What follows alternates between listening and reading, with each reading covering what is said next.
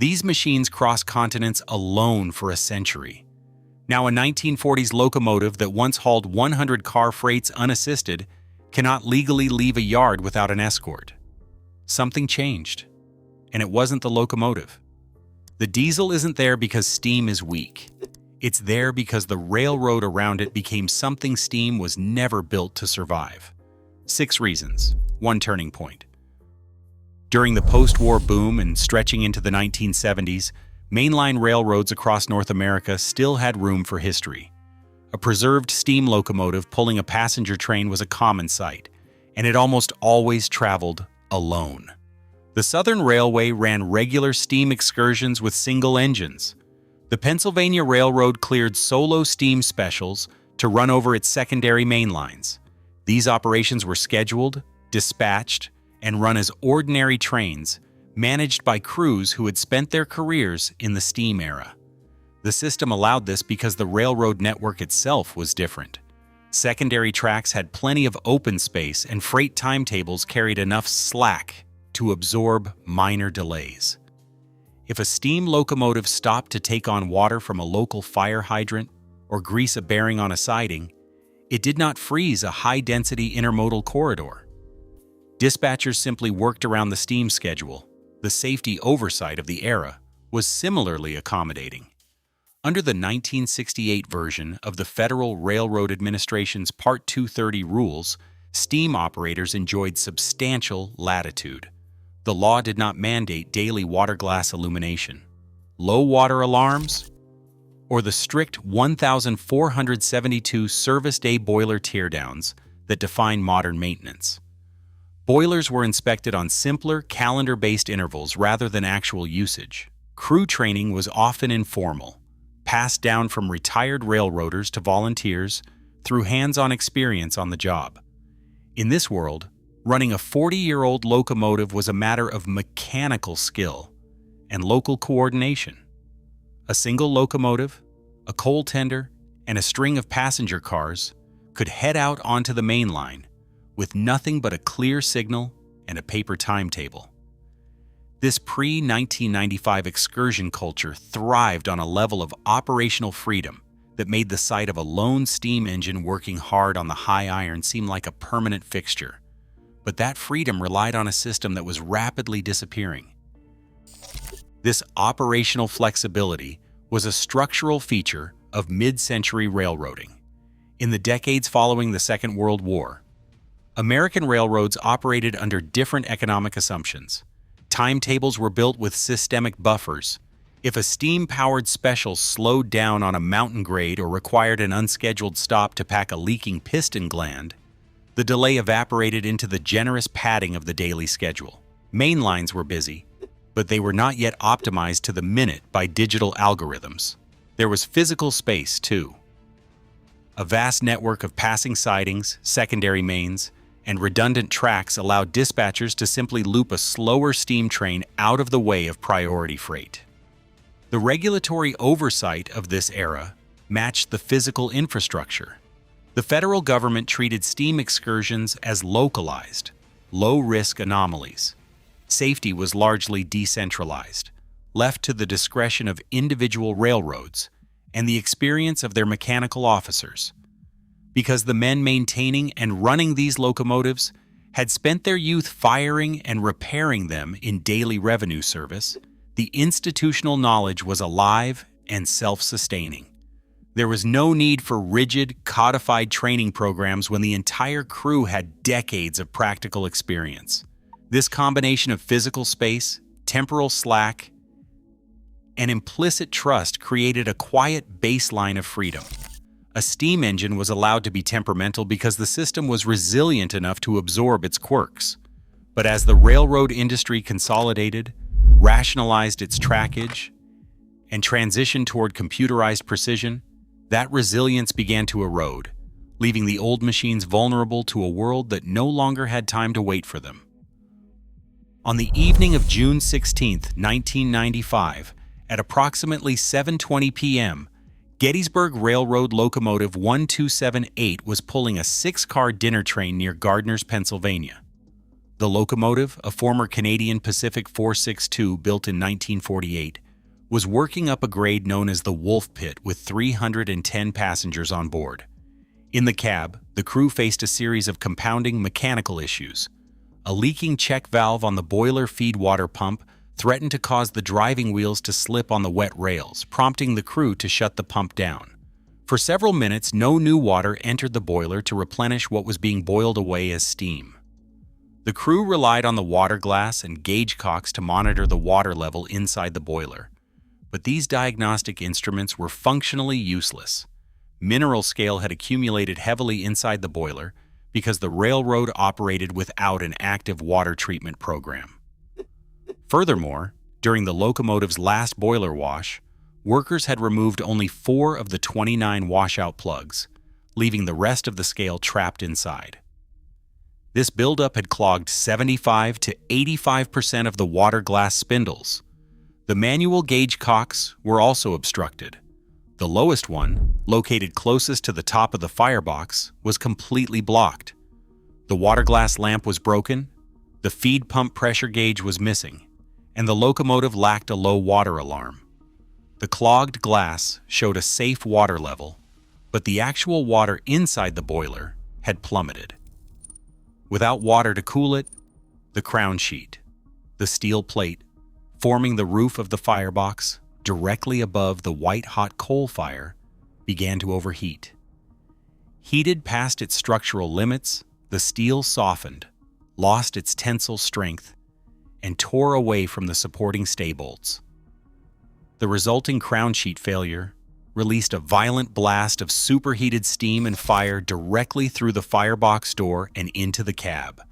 The force of the rupture did not trigger a full boiler explosion, but the localized blast was devastating. Engineer James Cornell suffered third-degree burns over 65% of his body. Firemen Christopher Miller and Eddie Shara sustained severe burns, and Shara also suffered a fractured leg. While the passengers escaped physical injury, the physical reality of steam-era risk had been exposed. National Transportation Safety Board investigators examining the wreckage of Locomotive 1270 focused their analysis on the interior of the boiler. Their final report, Special Investigation Report SYR 9605, isolated a single catastrophic physical state. The water level inside the boiler had been allowed to drop below the crown sheet, the steel roof of the firebox. This low water condition was the central technical finding that would redefine steam railroad safety. The forensic evidence revealed a systemic failure of basic maintenance. Because the Gettysburg Railroad operated without an active water treatment program, mineral scale had accumulated rapidly inside the boiler. During the locomotive's last boiler wash, maintenance workers had removed only 4 of the 29 washout plugs, leaving the vast majority of the solid scale trapped inside the pressurized vessel. This debris directly choked the diagnostic systems. The water glass spindles, which should have provided an accurate visual level to the cab, were 75 to 85% clogged with scale, and the lowest gauge cock was completely blocked. Furthermore, the missing feed pump pressure gauge and the broken water glass lamp left the crew with no redundant physical indicators to challenge these false readings. The NTSB documented a slow, unmonitored loss of water that left the crown sheet exposed to the intense heat of the firebox. Without the cooling envelope of water, the steel quickly softened and failed under pressure. This technical finding established that the informal, experience-based safety culture of the early excursion era was no longer viable. It proved that a steam locomotive, when stripped of rigorous and verifiable maintenance standards, possessed a single point of failure that could not be detected by an untrained or poorly equipped crew. It was this specific forensic realization that a low-water event could easily go unnoticed until it was too late, that forced federal regulators to intervene. In 1999, the Federal Railroad Administration enacted a complete overhaul of steam locomotive safety under Title 49, Part 230 of the Code of Federal Regulations.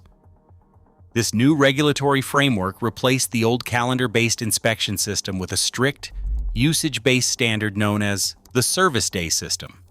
Under this regime, a service day is recorded anytime a locomotive has a fire in its firebox and is under steam pressure. The updated rules established mandatory sequential inspection intervals at daily, 31 service day, 92 service day, and annual increments. But the defining feature of the modernized Part 230 was a massive mechanical and financial hurdle: the 1,472 service day inspection. Before a locomotive can log its 1,473rd service day, or when 15 calendar years pass, it must be completely withdrawn from service for a comprehensive boiler teardown. This process requires maintenance crews to strip the locomotive down to its bare steel shell. Workers must remove all boiler flues, lagging, and insulation to expose the inner and outer sheets for ultrasonic testing, stay-bolt hammer testing, thickness verification, and high-pressure hydrostatic trials. Operators must record every engineering calculation and physical measurement on standardized federal documents, including the boiler specification card, known as Form 4. With the adoption of these rules, the old era of informal, experience-based maintenance vanished. In its place stood a highly codified, legally binding system that carried civil penalties of up to tens of thousands of dollars for non-compliance. For heritage organizations, surviving on the modern rail network now required meeting the exact same uncompromising engineering standards as corporate freight carriers. Under the modernized Part 230, daily maintenance routines became legal records. Crews could no longer rely on informal checks. Instead, they had to document and formalize specific water glass, blowdown procedures, and gauge cock testing before every trip. The era of grandfathered steam operations was over. Vintage locomotives were no longer treated as historic anomalies operating on trust. They were active machines governed by the same strict, standardized engineering rules as modern freight carriers. Yet complying with federal safety standards is only the first hurdle. While the updated regulations verified that a locomotive was structurally safe to hold pressure, they did not address how that locomotive would actually navigate a high-density rail network. There is no clause in Part 230 that mandates a trailing diesel locomotive. A preservation group can hold a flawless Federal Railroad Administration Form 4 boiler specification card, complete every stay-bolt hammer test, and possess a perfectly certified machine, yet still be barred from running alone. This distinction separates the mechanical safety of the boiler from the operational realities of the mainline consist. Federal rules govern safety inspections rather than train compositions. A perfectly compliant boiler does not guarantee solo passage. The mandate for a trailing diesel helper does not come from federal safety inspectors, but from the corporate headquarters of the host railroads. To understand why these vintage machines require an escort, the focus must shift from the physical strength of the boiler to the uncompromising demands of the modern rail network. Even when rebuilt to the highest standards of the Federal Railroad Administration, a steam locomotive remains an assembly of thousands of moving parts subjected to intense thermal and physical stress. Reciprocating rods, leaf springs, Babbitt-bearing journals, and high-pressure steam lines are all potential points of sudden mechanical failure. Valves can stick, lubrication systems can fail, or a boiler feed pump can seize. When these failures occur, a steam locomotive does not simply slow down. It often grounds to a complete halt, instantly transforming an operating historic artifact into a massive, immovable obstruction on the tracks. In the mid-20th century, a stalled steam train was an operational nuisance that a resilient network could absorb. Dispatchers of that era could use redundant tracks, open sidings, and a surplus of local locomotives stationed at nearby yards to quickly rescue a disabled train. Today, those physical and temporal buffers have been dismantled. Modern main lines operate on lean, precision-scheduled systems designed to maximize asset productivity. Trains are longer, heavier, and tightly sequenced. On these high-density corridors, freight carriers move goods worth millions of dollars on rigid, computerized schedules, where even a minor delay carries severe financial penalties. When a steam excursion stalls on a primary line today, the disruption cascades rapidly across the entire railroad corridor. A single-stop train can freeze high-priority intermodal traffic, delay time-sensitive container shipments, and block key freight movements for hundreds of miles in both directions. To prevent this systemic paralysis, host railroads require an immediate self-contained recovery solution. This is where the trailing diesel serves its first operational role. If the steam locomotive suffers a mechanical failure, experiences a boiler feed issue, or loses steam pressure, the diesel engine instantly takes over the physical workload. It provides the immediate tractive effort needed to pull the entire consist off the active main line and clear the corridor without outside assistance, ensuring the modern network remains fluid. The signaling systems lining modern main lines operate on an entirely digital plane. Following the Rail Safety Improvement Act of 2008, federal law required Class I railroads to implement positive train control across their networks. This automated safety system relies on a continuous exchange of data between GPS satellites, trackside transponders, and onboard computers to monitor speed and signal compliance, automatically applying the brakes if a crew fails to respond to a hazard. Steam locomotives, designed in the age of steam pressure and mechanical valves, do not carry the electronic hardware needed to interface with this digital network. Retrofitting a vintage engine with the necessary computer racks, GPS receivers, radio antennas, and electronic brake interfaces is a demanding engineering task. It requires mounting delicate microprocessors inside a cab subjected to extreme heat, vibration, and coal dust, and modifying historic air brake valves to accept computer-guided overrides. To bypass this barrier, operators rely on the trailing diesel as the electronic surrogate.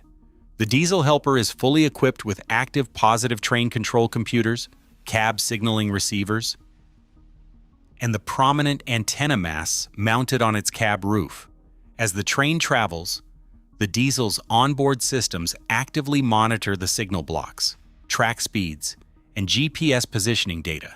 It processes the critical safety inputs required to satisfy federal mandates. While the steam locomotive at the head end provides the physical tractive power to pull the cars, it does so under the electronic surveillance and safety envelope of the diesel coupled behind it.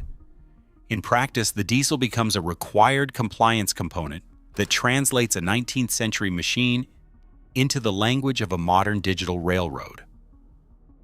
A modern passenger train requires a massive, continuous supply of electrical power to function.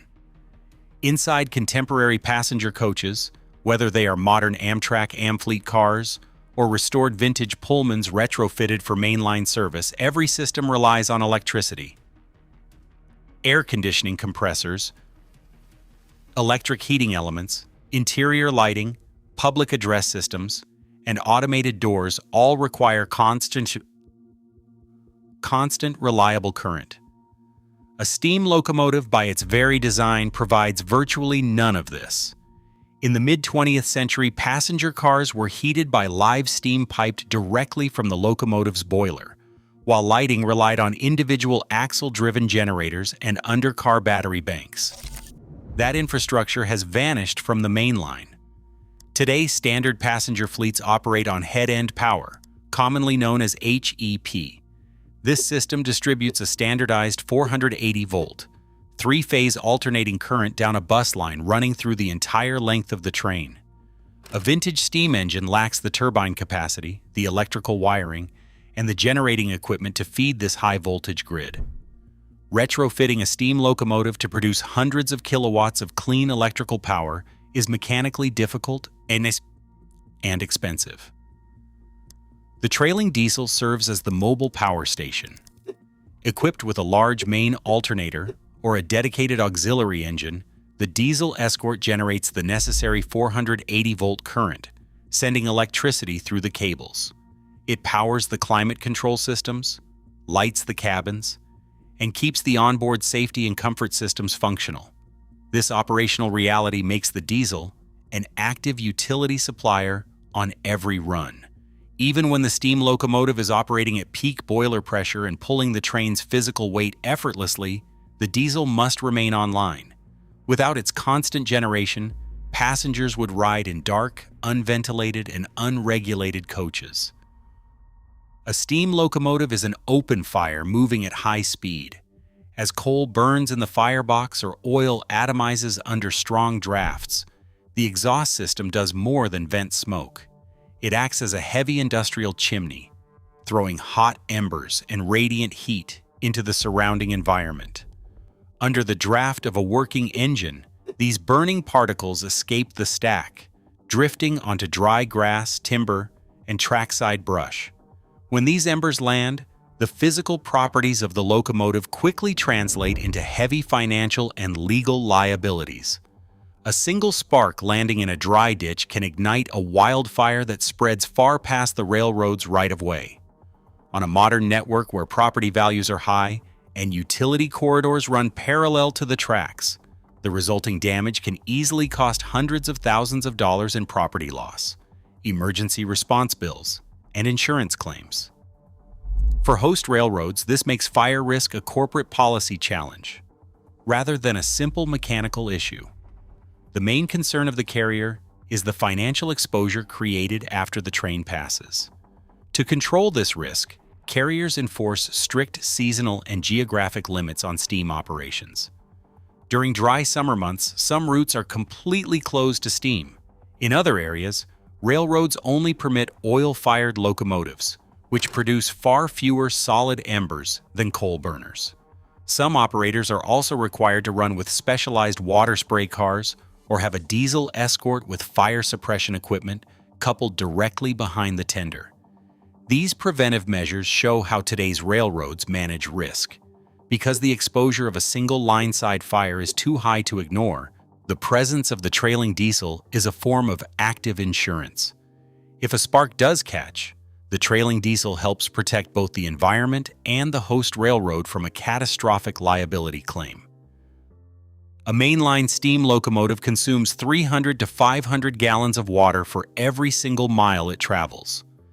Even with a fully loaded tender, a working boiler must replenish its water supply roughly every 100 to 150 miles. During the mid-20th century, satisfying this appetite was a routine part of railroading. Water towers, standpipes, and maintenance facilities were spaced at regular intervals along every major route. Today, that physical infrastructure is completely gone. The towers have been torn down, the water lines severed, and the servicing tracks removed. To run on a modern network, a steam locomotive must travel with its own mobile support system. Mainline excursions require auxiliary water tenders, converted tank cars, and dedicated support vehicles coupled directly into the consist. This rolling pipeline allows the locomotive to extend its operational range, but it also increases the physical length, weight, and complexity of the train. Even with auxiliary tankers, securing water along the route is a complex logistical challenge. Crews must coordinate with municipal fire departments to meet the train at grade crossings or arrange access to local water systems. These stationary servicing stops are slow and labor-intensive, often requiring specialized pumps, hoses, and water treatment chemicals to protect the boiler from damaging mineral scale. On a modern high-density railroad built for fast, non-stop freight corridors, an hour-long stop to hook up fire hoses creates an immediate operational bottleneck. The present network operates on tight margins and no longer easily absorbs these mechanical interruptions.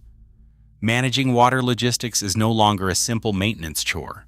It is an active operating problem that requires precise, minute-by-minute coordination to avoid delaying high-priority intermodal traffic. No matter how many gallons of water an auxiliary tender holds, or how perfectly a boiler conforms to Federal Railroad Administration safety standards, The ultimate authority on the main line does not belong to the preservation group. It belongs entirely to the corporations that own the steel. Apart from a few isolated museum tracks and static displays, virtually every mile of the North American rail network is private property. Class 1 freight railroads, including Union Pacific, BNSF, CSX, Norfolk Southern, Canadian National, and Canadian Pacific Kansas City, exercise absolute control over their rights-of-way. They are answerable to corporate shareholders and shipping customers, not history enthusiasts. To run an excursion, a preservation group must secure a formal trackage rights agreement. These highly detailed, legally binding contracts dictate every parameter of the operation. They establish multi-million-dollar liability limits, mandate strict insurance minimums, define off-peak scheduling windows, and determine dispatching priorities. Within these complex negotiations, the host railroad holds the absolute power to set the terms of entry. There is no public access mandate for steam. The host's decision is final.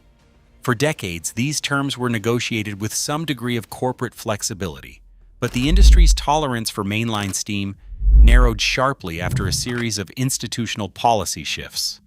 The most significant turning point occurred when Norfolk Southern dismantled its celebrated 21st Century Steam program.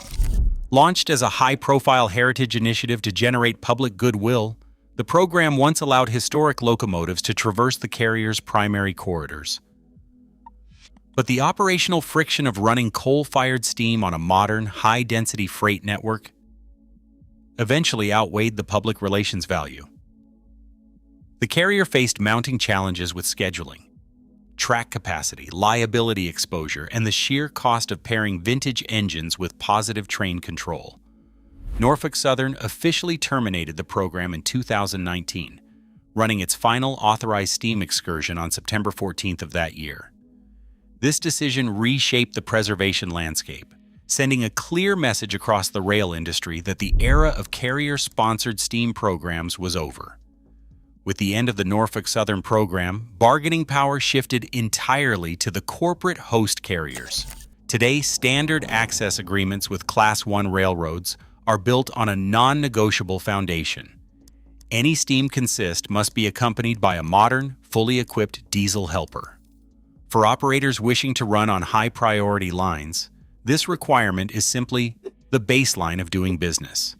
For the preservation volunteer or the rail enthusiast, the sight of a diesel coupled to a vintage locomotive can feel like a visual compromise that dilutes the historical authenticity of the run. Yet, within the executive offices of a Class 1 railroad, the helper is understood as the physical price of access. The host railroad does not require the diesel as a judgment on the steam engine's physical strength. Instead, the diesel is a practical risk mitigation tool that makes the entire operation possible. It functions as the compromise that translates a 19th century machine into an operational format that a 21st century freight network can tolerate. By accepting the diesel, heritage operators secure the single most important component of any mainline run: permission to set foot on the track. Today, the escort diesel is not a sign of defeat, but a vital compromise. It remains the absolute price of admission to a high-stakes precision rail network that no longer has room for error. By accepting this modern partner, heritage crews keep the fire alive inside these living giants. The diesel isn't a leash holding steam back. It is the very thing keeping it on the rails. What do you think? Share your thoughts below.